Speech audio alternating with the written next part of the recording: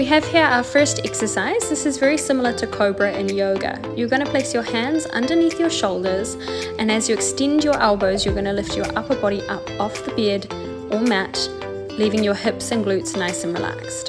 As you push up, you're going to take a nice deep breath in, fully completing your inhalation at the top of the movement. This will give the front of your abdomen a nice strong stretch, and this is going to help to counteract some of those hours spent sitting down.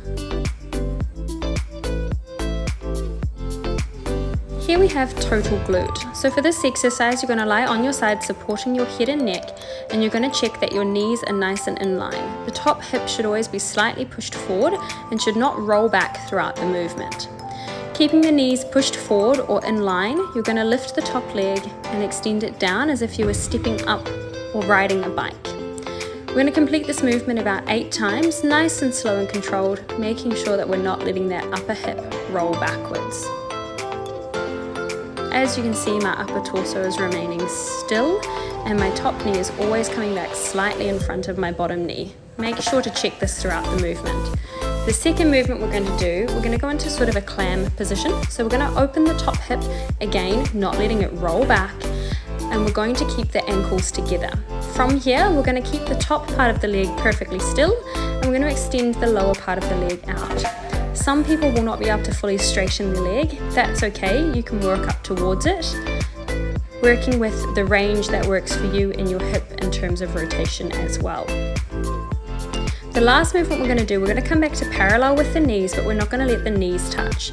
Here I'm going to do the movement slightly larger so you can see. I take the knee down, then up, and then the foot forward and backwards. This movement should ideally be as small as possible, almost so small you can't see the leg moving, but you can feel it.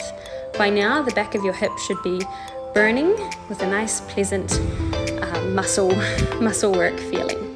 Give these a go at home, and then don't forget to repeat on the opposite. This exercise here is a hip bridge. So first of all, we're going to flatten the lower back down onto the ground, practicing pulling the belly button towards the spine. Imagine you're trying to squeeze the lower back onto the bed.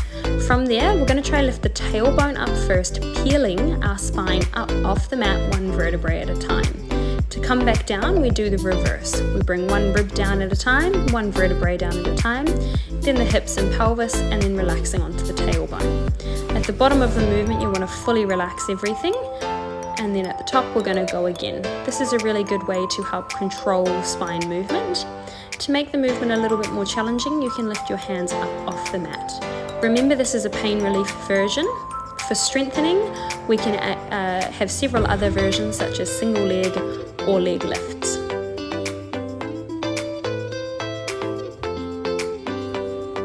This exercise is a version of a couch stretch. So here I am using a Swiss ball instead of a couch, and I have my knee placed on a mat. I'm going to tuck my pelvis underneath, not push my hip forward. So here I want to tuck the hips underneath, imagining I've got a tail between my legs. To help with this, I can place both hands onto my knee and then pull my tailbone towards my knee. I should feel a nice strong stretch through the front of the hip.